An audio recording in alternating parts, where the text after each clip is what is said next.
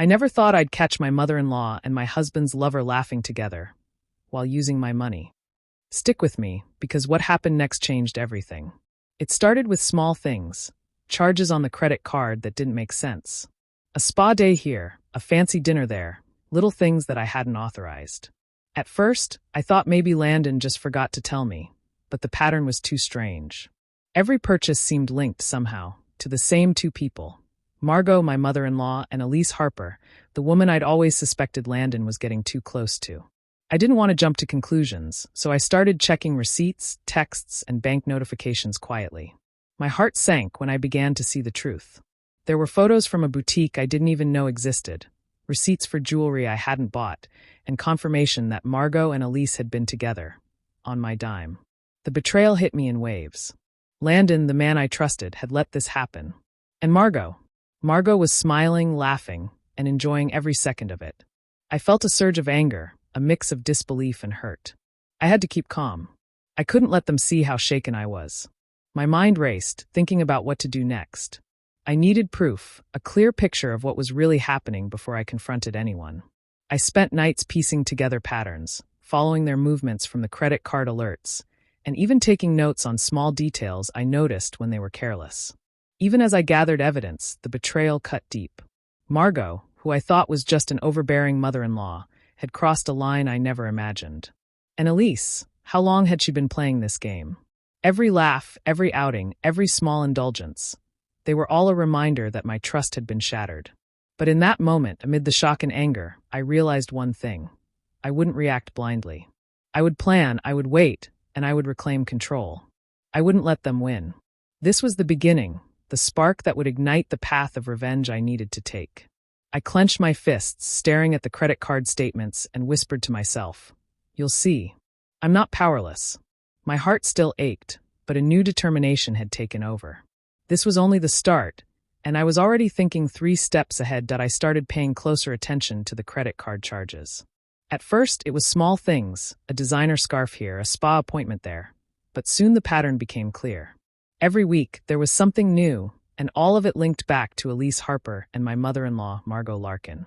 The more I looked, the more I realized how bold they were. They weren't hiding it well at all. One afternoon, I decided to follow a lead. From across the street, I saw Elise and Margot laughing as they came out of a high-end boutique carrying several shopping bags. My stomach dropped. I couldn't believe my eyes. There they were, grinning and chatting, enjoying themselves on my money, completely unconcerned about anyone knowing. My hands shook as I held my phone, capturing evidence, feeling my anger rising with every second I watched. That evening, I confronted Landon. I needed answers. I asked calmly about the charges, hoping maybe there was some mistake, some innocent explanation. But he didn't even hesitate. "Elise? She's just a client at work," he said, forcing a smile. His words were weak, and I could tell he was lying, but hearing him say it felt like a punch in the chest. The betrayal wasn't just about money. It was about trust, about the man I loved standing with her instead of me. After that conversation, I realized I was completely alone. Landon wasn't going to protect me, and Margot never had. No one in this family would notice or care about what they were doing. The realization stung, but it also gave me clarity. I couldn't rely on anyone to fix this or to stop them. If anything was going to change, it had to be me. That night, I started thinking carefully. How could I regain control? My mind circled around one idea again and again: finances. If they were using my money for their enjoyment, then taking that control away would be the first step. I didn't act impulsively. I knew I needed a plan, but I could already feel the seed of revenge growing. I would cut them off, but not just for punishment. I would do it strategically, making sure they understood exactly who was in charge. I went to bed that night with a mix of anger, hurt, and determination. I wasn't sure how I would do it yet, but one thing was certain. They had underestimated me, and they were about to find out just how serious I could be.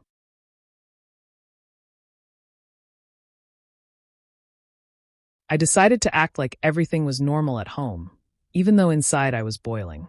I smiled, made small talk, and tried not to let Landon or Margot suspect that I knew anything.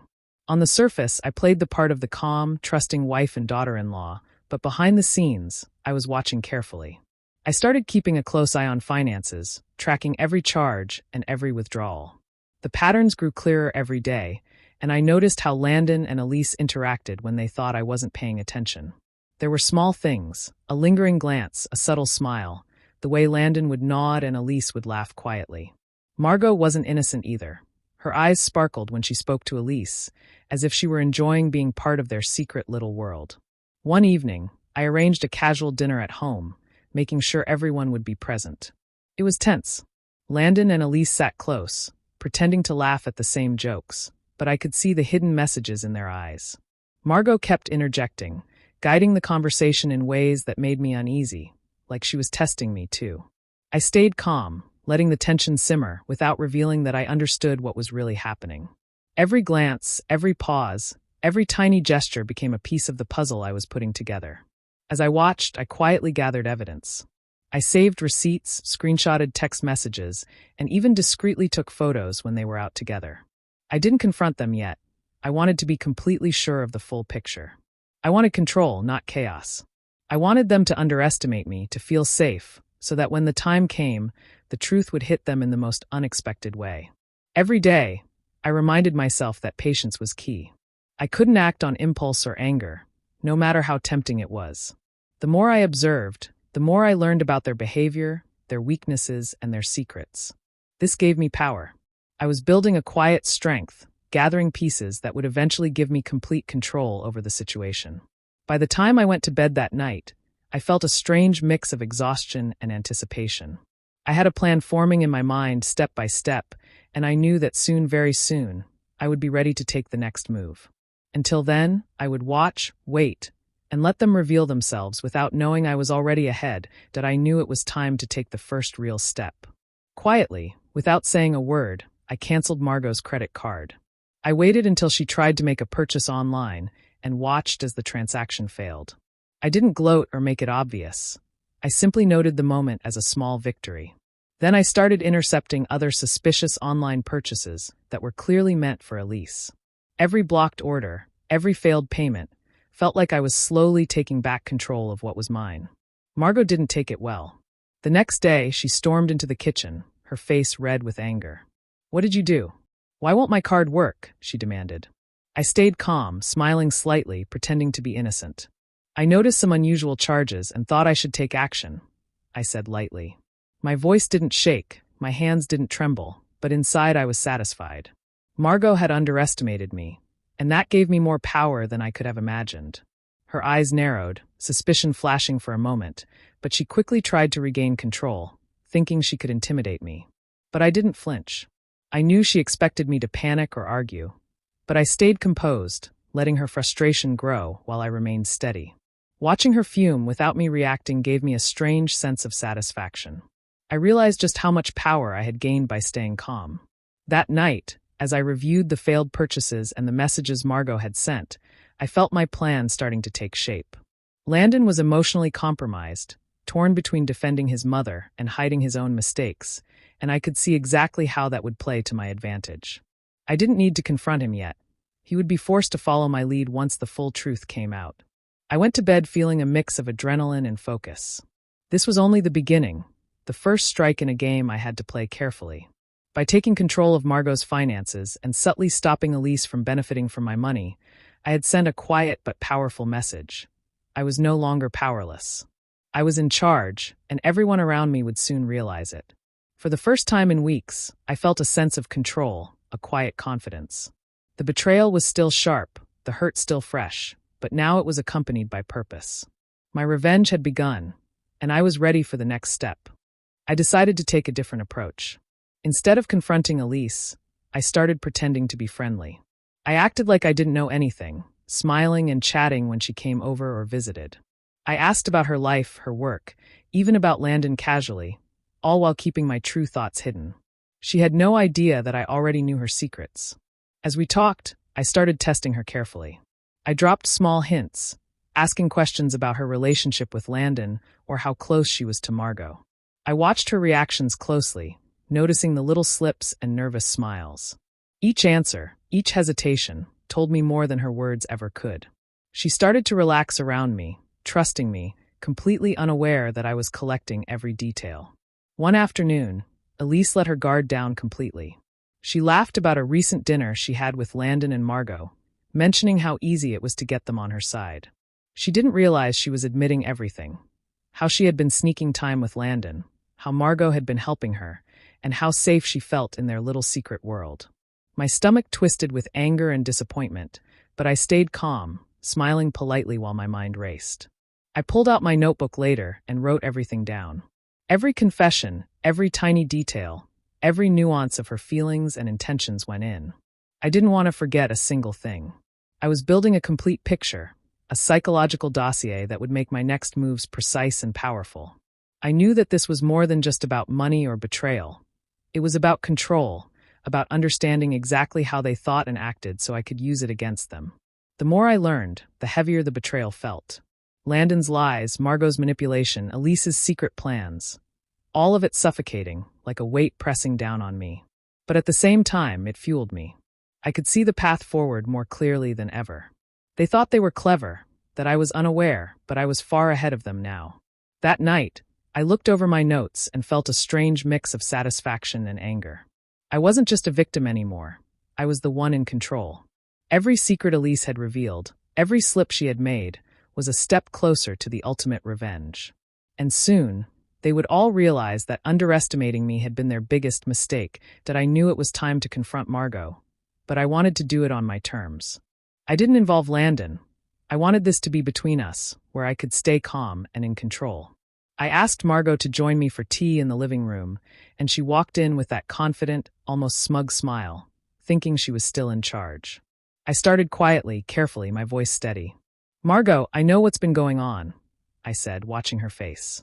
Her smile faltered, just for a moment, and I pressed on. I told her how I had noticed the charges, the outings, and the way she had been helping Elise. I named specific examples, not aggressively, but clearly enough that she couldn't deny them. Her expression changed from surprise to defensiveness in seconds. She tried to gaslight me immediately, saying I was imagining things, that I was overreacting, and that maybe Elise was innocent. But I didn't flinch. I stayed calm, letting her words hang in the air without giving her the satisfaction of a reaction. Her confidence started to crack, just slightly, and I could see her mind working, trying to figure out how much I really knew. Then I took it a step further. I planted tiny seeds of doubt in her mind about Elise. I hinted that maybe Elise wasn't being honest with her, that maybe she had her own motives and could turn against Margot when it suited her. I watched her pride and ego twist at the thought. Margot, who had always believed she could control everyone, suddenly had a flicker of uncertainty. I realized then that revenge didn't have to be loud or dramatic. It could be quiet, precise, and psychological. I had already taken control of her finances, but now I was shaping her mind, nudging her into a place where she would doubt her own judgment. That kind of leverage was more powerful than anything else. By the time our conversation ended, Margot was still angry but cautious. She knew she had been caught, and a small part of her wondered if she could trust Elise fully. I had turned the game in my favor without raising my voice, without exposing my full hand. I left the room feeling a surge of quiet satisfaction. For the first time, I saw the full scope of my power, not just over money, but over the tangled web of lies and alliances that had been built around me. Margot would think twice before underestimating me again. I decided it was time to set a trap. I invited Margot and Elise to a casual brunch, acting like everything was normal. I wanted it to look innocent, just a friendly meal, so they wouldn't suspect anything. Inside, I was focused and calm, already planning how to turn the afternoon in my favor. As they arrived, I kept my smile bright and welcoming, but every detail was deliberate. I had subtly arranged things so that small embarrassments would occur without them realizing I had anything to do with it. The table was set near the window, where the sun would highlight every nervous glance. I had checked the seating so that Elise would be between Margot and me, creating a natural pressure point. During the meal, I noticed Elise shifting nervously, her words rushing out too quickly, her laughter too loud. Something as simple as a blocked transaction alert from the card she tried to use earlier made her panic slightly, and I saw her panic growing in real time. Margot, too, was uneasy. She kept glancing at Elise, then at me, sensing something was off but unable to figure out what. The energy at the table was tense, thick with unspoken worry, and I stayed calm, observing everything. Every small reaction became a piece of the puzzle. Elise's forced smiles, Margot's quick attempts to cover up their mistakes, Even the way Landon's name came up in conversation. Everything was being stored in my mind. I didn't speak of the issues directly, but my silent observation was powerful. I could see cracks forming in their composure, and it was satisfying to watch. I had planned this so carefully.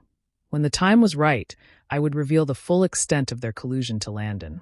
Today wasn't that moment, but it was the setup. I let them make mistakes, misstep, and show just enough of themselves that I could later use it as evidence. I felt a strange thrill in the quiet control I had over the situation. By the end of brunch, Elise was visibly shaken, and Margot's confidence had wavered. I had planted seeds of doubt and panic without a single raised voice. I cleaned up the table, smiling politely, knowing that soon all the careful observation and subtle maneuvering would come together. The trap was set, and when Landon learned the truth, he wouldn't just be shocked. He would see exactly how much I had understood, and how far ahead I already was that I knew it was time to face Landon directly. I gathered everything, photos of Elise and Margot together, receipts from the unauthorized purchases, even recordings of their conversations when they thought I wasn't listening. I wanted him to see the truth in a way he couldn't deny, something so clear that there was no room for excuses. When I finally sat him down, I laid it all out calmly. I showed him the photos first, pointing out the dates and places. Then I went through the receipts, highlighting the charges he had ignored or tried to cover up. Finally, I played the recordings, letting his own words and actions speak for themselves. His face changed from disbelief to anger, then to shame and guilt. "Why didn't you tell me?" I asked quietly. He stammered, trying to rationalize, saying Elise was just a friend, that Margot had been helping her for no reason, that he hadn't thought it was a big deal. I shook my head. "You lied to me," I said firmly. "And you let them use me and my money. That is the big deal." I explained carefully how both Elise and Margot had betrayed him, and by extension betrayed me.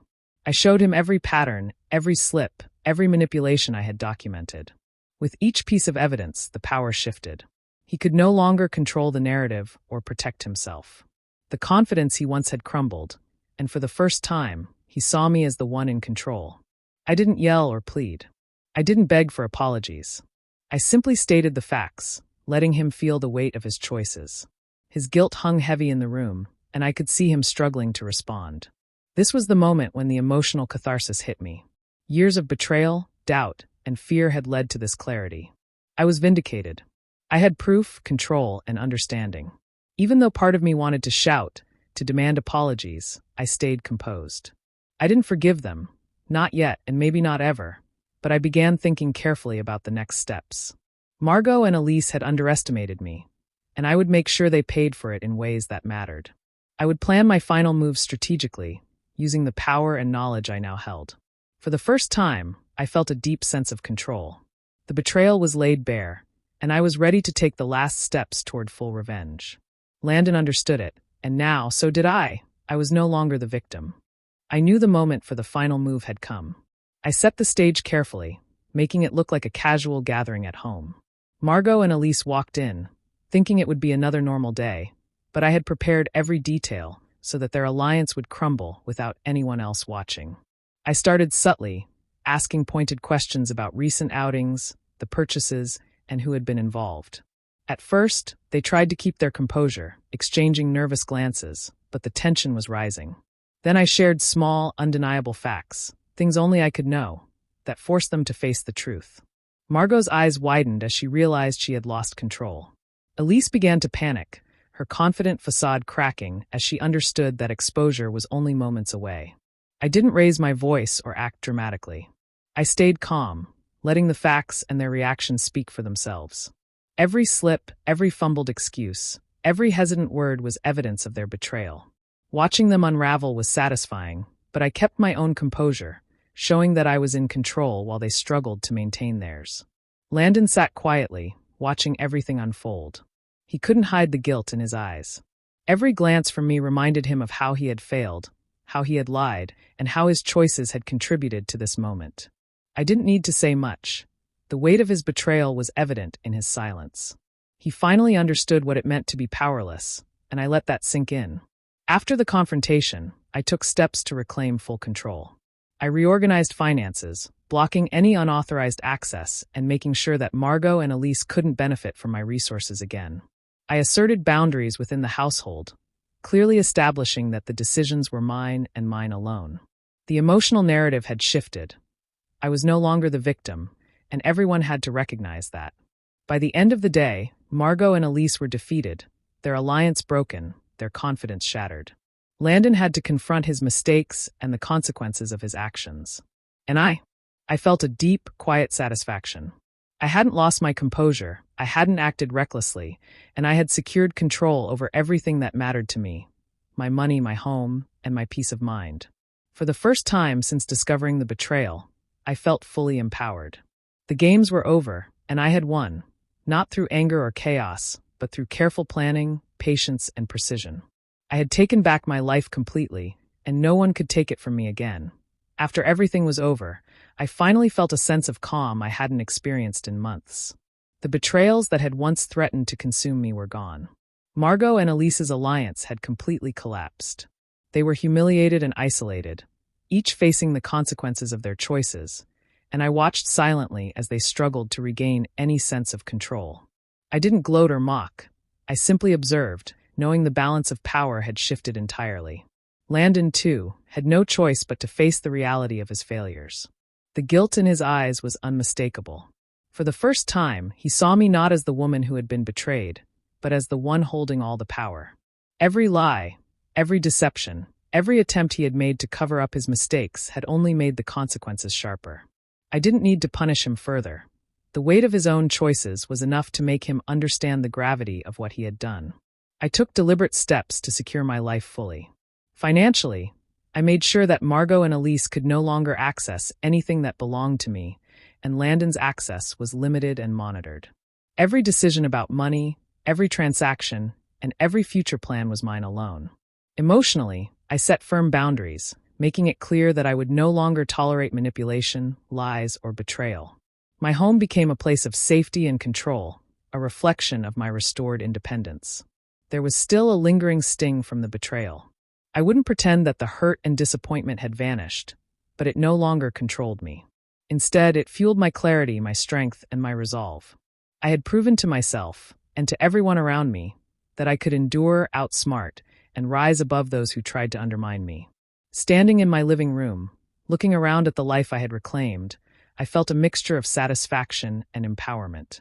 I was the unshakable center of my world, no longer vulnerable to the schemes and manipulations of others. Every choice, every act of careful planning, had led me to this place. I had regained control over my finances, my household, and my emotions. For the first time in a long while, I felt truly free. I was in charge, and I would remain in charge. The betrayals of Margot, Elise, and Landon had tried to take me down, but I had risen above them. Everything was mine to protect, to manage, and to enjoy. And this time, nothing could shake my power. If you face betrayal or financial manipulation, take control early. Track your finances, set boundaries, and document suspicious behavior. Learning to protect yourself emotionally and financially is key. Stand firm, stay observant, and plan carefully. Empower yourself to reclaim control, just like Tessa, and never let anyone undermine your independence.